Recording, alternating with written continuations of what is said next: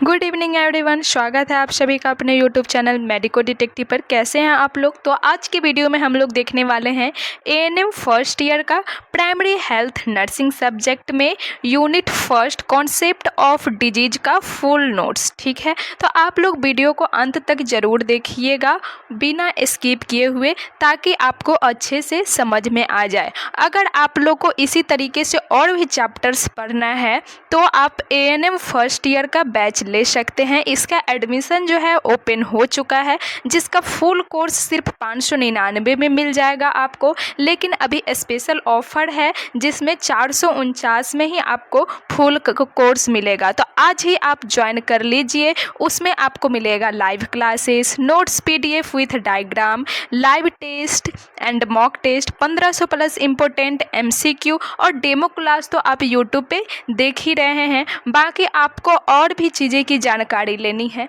तो आप कॉल कर सकते हैं 7488483944 नंबर पे। ठीक है, तो चलिए स्टार्ट करते हैं हम लोग क्लास को। तो सबसे पहले हम लोग को समझना है कि स्वास्थ्य होता क्या है, स्वास्थ्य की अवधारणा क्या होती है। ठीक है, तो चलिए हम लोग सबसे पहले जानते हैं कि WHO के अकॉर्डिंग स्वास्थ्य की परिभाषा क्या है। तो WHO के अकॉर्डिंग जो है, स्वास्थ्य केवल शारीरिक रूप से बीमारी या विकलांग का होना नहीं होता है।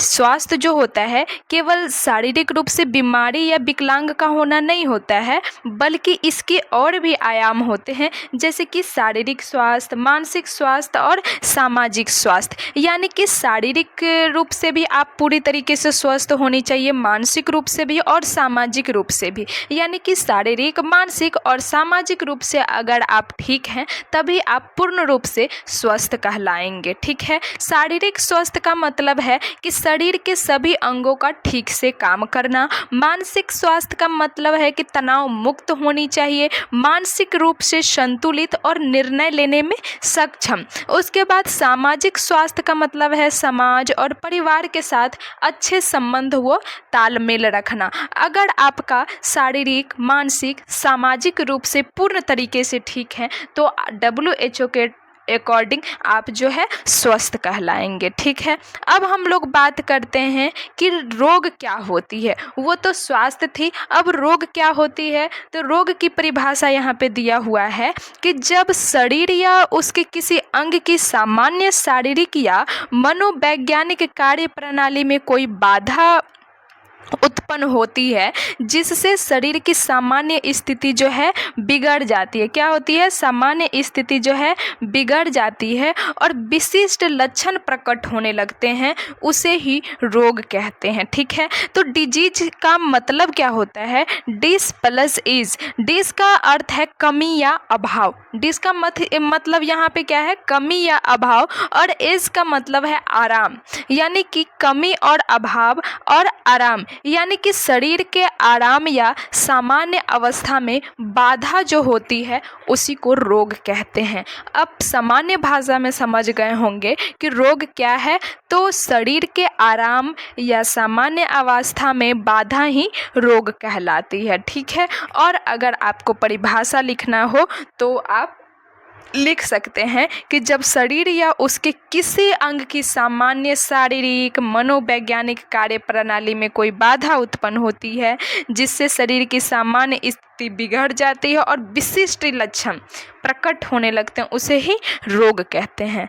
अब हम लोग बात करते हैं कि रोग के कारण क्या क्या होते हैं। तो रोग के विभिन्न कारण होते हैं, जैसा कि पहला कारण होता है जैविक कारण, यानी कि बायोलॉजिकल एजेंट। बायोलॉजिकल एजेंट होते हैं, न्यूट्रिशनल एजेंट होते हैं, रासायनिक एजेंट यानी कि केमिकल एजेंट होते हैं, फिजिकल एजेंट होते हैं, जेनेटिक फैक्टर्स होते हैं और साइकोलॉजिकल फैक्टर्स होते हैं। तो इतने जो हैं रोग को प्रभावित करने वाले कारक होते हैं। ठीक है। तो पहला क्या है यहाँ पे? पहला है जैविक कारक। जैविक बायोलॉजिकल एजेंट में क्या क्या आते हैं?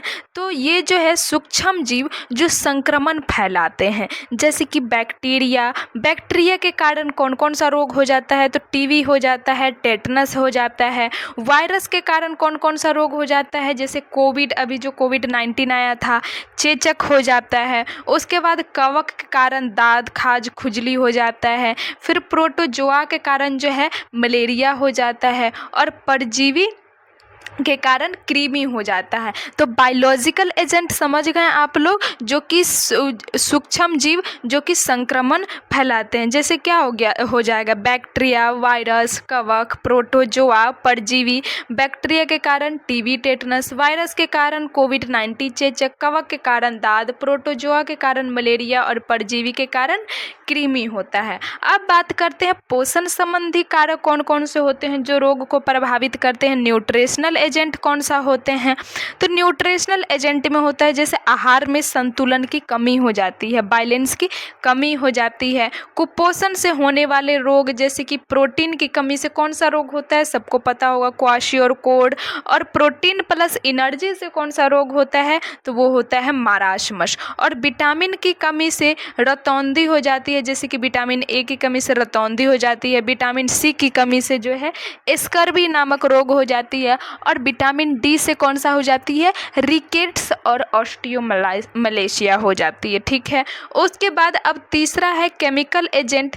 केमिकल एजेंट में क्या होता है कि शरीर के भीतर जो हार्मोन असंतुलन, जैसे कि मधुमेह, जैसे शुगर, डायबिटीज का आप लोग सुने होंगे, तो हार्मोन असंतुलन या बाहर आने से विषैले पदार्थ जैसे कि एसिड, कीटनाशक, प्रदूषण, शराब और नशीली दवाएं, ये सब चीज़ें जो हैं केमिकल एजेंट्स हैं। क्या है? केमिकल एजेंट्स है जो आपके रोग को प्रभावित करता है। ठीक है।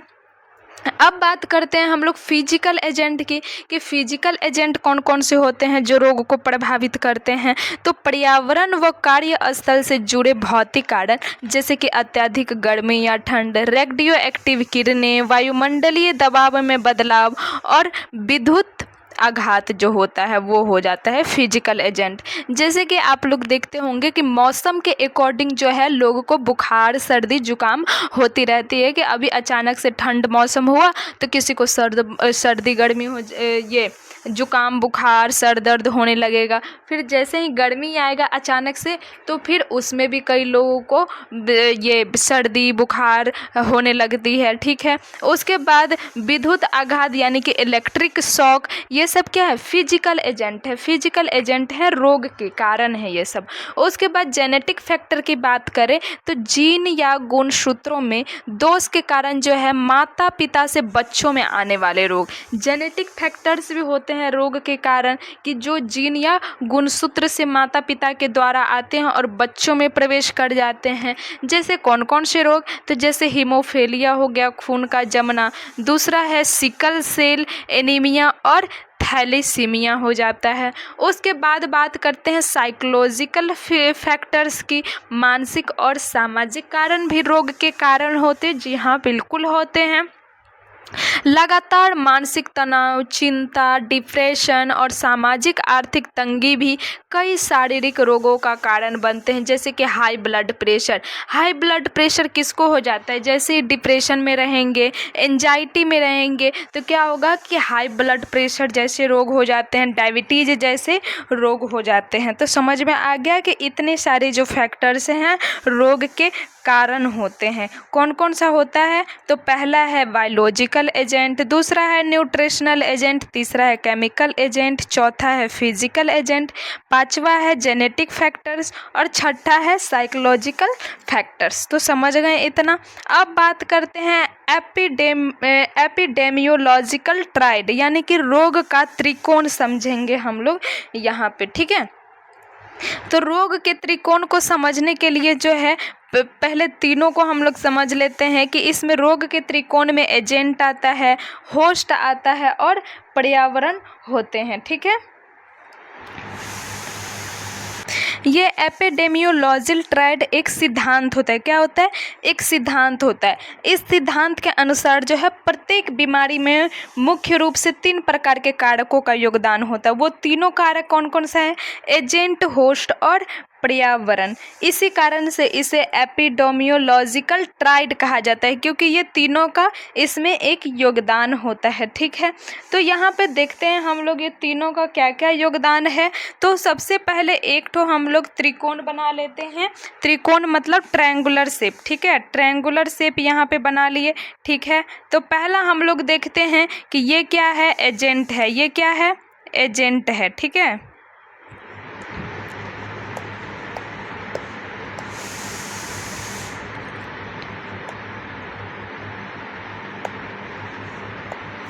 यहाँ पे आप लोग को दिख रहा होगा कि ये एक क्या हो गया? एक हो गया ट्रायंगुलर शेप।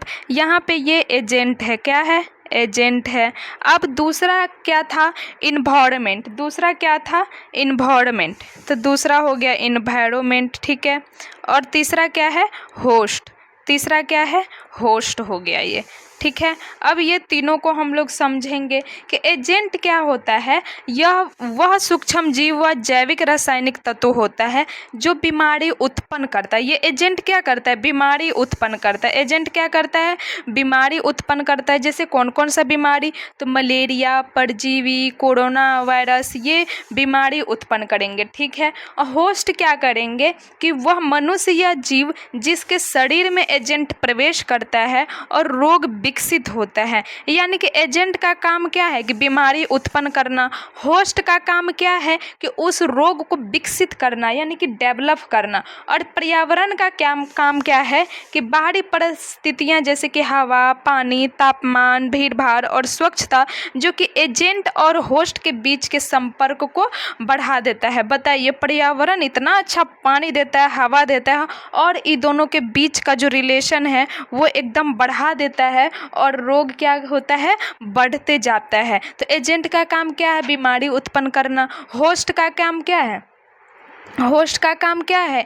कि जो बीमारी उत्पन्न होता है उसको विकसित करता है, डेवलपमेंट करता है। और इन्वायरमेंट को तो देखिए भाई, ये और हवा पानी देता है एकदम, कि एजेंट और होस्ट के बीच का संबंध जो है मजबूत हो, उसका संपर्क को बढ़ावा देता है। तो समझ गए आप लोग एपिडेमियोलॉजिकल ट्रायड। ये जो है आपके एग्जाम में पूछते हैं कि एपिडेमियोलॉजिकल ट्रायड सिद्धांत क्या है। तो आप लोग लिख देंगे कि ये एक सिद्धांत होता है। इसके अनुसार प्रत्येक बीमारी में होने वाले 3 प्रकार के कारक का योगदान होता है। वो तीनों कारक कौन कौन सा होता है? एजेंट, होस्ट और इन्वायरमेंट। एजेंट का काम क्या है? रोग उत्पन्न करना। होस्ट का काम क्या है?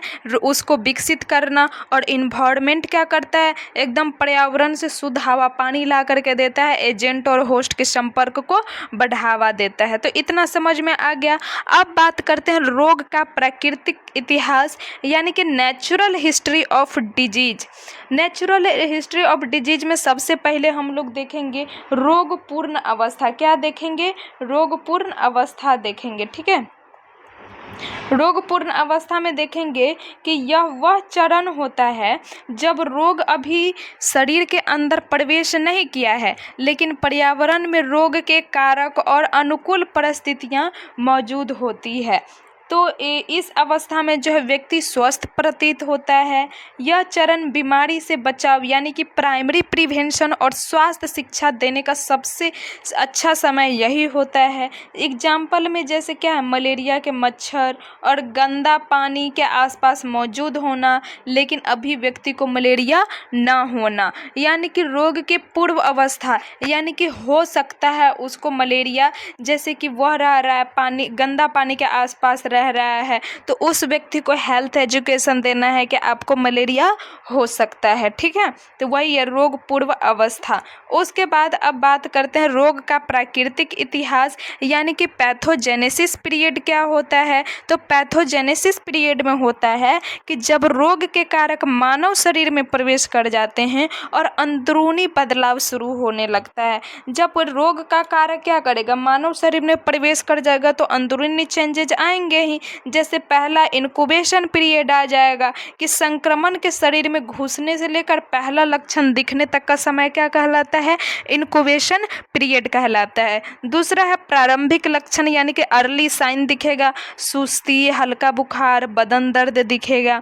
पूर्ण अवस्था दिखेगा क्लिनिकल स्टेज में कि रोग के स्पष्ट लक्षण दिखने लगेगा, जैसे पीलिया में आँख पीली होना दिखना। और आउटकम परिणाम रिजल्ट लास्ट में क्या दिखेगा, मरीज ठीक हो जाएगा, रिकवरी हो जाएगा और अपंगता, डिसएबिलिटी या फिर डेथ हो जाती है। यही तीनों चीज़ ना रिजल्ट में देखने को मिलता है। जब कोई व्यक्ति बीमार पड़ता है तो या तो रिकवरी हो जाएगा, ठीक हो जाएगा, या फिर अपंग हो जाएगा और या फिर उसकी डेथ हो जाती है। यही तीनों चीज़ें देखने को मिलता है। हाँ, अब हम लोग बात करते हैं रोगों का वर्गीकरण कि कितने पार्ट में जो है इसका क्लासिफिकेशन किया गया है, कितने बेसिस हैं, इसके टाइप्स कितने हैं। तो संचरणीय के आधार पर जो है, संचरणीय के आधार पर संचारी होते हैं, कम्युनिकेबल जिसको बोलते हैं। कम्युनिकेबल डिजीज कौन सा होता है, जो एक व्यक्ति से दूसरे में फैलते हैं। कौन सा वो बीमारी होता है, तो उदाहरण के लिए जैसे टीबी हो गया, कोविड-19 हो गया, मलेरिया हो गया, ये सब क्या है, कम्युनिकेबल डिजीज होता है जो एक व्यक्ति से दूसरे व्यक्ति में फैल जाता है। अब बात करते हैं संचरणीयता। संचरणीयता में ट्रांसमिशन में असंचारी होता है। जैसे कि पहला हम लोग पढ़े कम्युनिकेबल, दूसरा पढ़ेंगे नॉन कम्युनिकेबल। नॉन कम्युनिकेबल का मतलब है कि आपस में नहीं फैलते हैं, जीवन शैली से जुड़े होते हैं। जैसे मधुमेह, कैंसर, उच्च रक्तचाप, ये सब क्या है कि जीवन लाइफ स्टाइल से ये सब जुड़ा हुआ है, यानी कि एक से दूसरे में नहीं फैलता है। उसके बाद ड्यूरेशन की बात करें तो एक्यूट डिजीज होता है। तो अचानक एक्यूट डिजीज में क्या होता है कि अचानक कम होते हैं और कम समय रहते, जैसे सर्दी, दस्त, टाइफाइड, ये सब क्या है, एक्यूट डिजीज है। और ड्यूरेशन पर ही बात करें तो क्रोनिक होती है।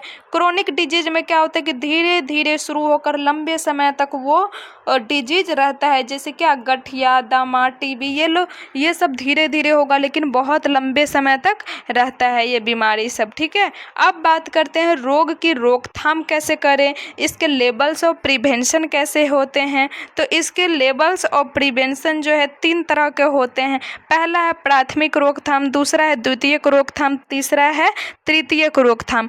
प्राथमिक रोकथाम में हम लोग क्या करेंगे कि बीमारी होने से पूर्व बचाव करना है। किससे बचाव करेंगे, तो इम्यूनाइजेशन से, संतुलित आहार से, शुद्ध पेयजल से और व्यक्तिगत स्वच्छता से। सेकेंडरी प्रिवेंशन में क्या करेंगे कि रोग की शुरुआत में शीघ्र पहचान कर त्वरित उपचार करेंगे। जैसे क्या करेंगे, ब्लड प्रेशर की जांच करना है, कैंसर स्क्रीनिंग करना है, शुरुआती मलेरिया की दवा देना है। हाँ, और तृतीयक रोकथाम में क्या करेंगे कि रोग गंभीर होने के बाद विकलांगता रोकना, पुनर्वास जैसे पक्षाघात के बाद फिजियोथेरेपी देना है। ठीक है, प्राथमिक में क्या करना है, बीमारी होने से पहले बचाव करना है, इम्यूनाइजेशन देकर, बैलेंस डाइट देकर, शुद्ध पेयजल देकर। सेकेंडरी में क्या करना है कि रोग की शुरुआत में शीघ्र पहचान करना और त्वरित उपचार करना है, ब्लड प्रेशर की जाँच, कैंसर स्क्रीनिंग। और तृतीय में क्या करेंगे, तृतीय में तो अब गंभीर रोग हो गया है तो उसके विकलांगता को रोकना है, पुनर्वास और पक्षाघात के बाद फिजियोथेरेपी देना है। ठीक है, अब बात करते हैं हम लोग सामुदायिक स्वास्थ्य में एएनएम की भूमिका क्या होती है, कम्युनिटी में एएनएम की क्या भूमिका होती है। तो गांवों और उप केंद्र पर प्राथमिक स्वास्थ्य देखभाल प्रदान करने के लिए एएनएम की मुख्य जिम्मेवारियां सौंपी गई है। जैसे क्या है, घर घर सर्वेक्षण, होम सर्वे करना, मातृ एवं शिशु स्वास्थ्य, स्वास्थ्य शिक्षा और प्राथमिक उपचार व रेफरल। होम सर्वे में क्या करेंगे कि गांव में घूम कर के बुखार, टीबी, अन्य संक्रामक लक्षणों वाले रोगी की पहचान करना है। मातृ एवं शिशु स्वास्थ्य में क्या करना है कि गर्भवती महिलाओं का पंजीकरण करना है, जो महिला प्रेग्नेंट हो गई हैं उनका रजिस्ट्रेशन करना है, एएनसी जांच करना है और बच्चों का 100% टीकाकरण जो है सुनिश्चित करना है। हेल्थ एजुकेशन में क्या क्या करना है कि समुदाय को हाथ धोने के तरीके बताने हैं। अब आप लोग को पता होना चाहिए कि हाथ धोने के कितने स्टेप्स हैं, तो 7 स्टेप्स हैं, आप लोग याद कर लीजिएगा उसको, नहीं तो एक वीडियो डला हुआ है प्लेलिस्ट में जा कर के देख लीजिएगा। सुरक्षित पेयजल पीने के लिए बताना है, ओआरएस घोल बनाने की विधि बताना है और स्वच्छता के प्रति जागरूक करना है। ठीक है, अब लास्ट है प्राथमिक उपचार व रेफरल का। सामान्य बीमारियों की दवा देना है तथा गंभीर रोगियों को तुरंत उच्च स्वास्थ्य केंद्र के लिए रेफर कर देना है। तो ये सब रोल होती है एएनएम की। तो आई होप आप लोग समझ गए होंगे कॉन्सेप्ट ऑफ डिजीज। आप लोग को अगर वीडियो अच्छी लगी हो तो आप लोग वीडियो को लाइक ज़रूर कर दीजिएगा और कमेंट सेक्शन में ज़रूर कमेंट करिएगा। और जिनको भी बैच लेना है वो ज़रूर आप लोग टेलीग्राम पर मैसेज करिएगा या फिर आपको एक हेल्पलाइन नंबर दिया गया है, इस नंबर पे आप लोग जो है कॉल कर सकते हैं। ठीक है, इस नंबर पे आप लोग कॉल कर लीजिएगा। और जो भी नए स्टूडेंट हैं वो जो है चैनल को सब्सक्राइब कर लीजिए ताकि कोई भी नई वीडियो आए तो आपके मोबाइल के नोटिफिकेशन पर आ जाए। ठीक है, thank you everyone for watching this video.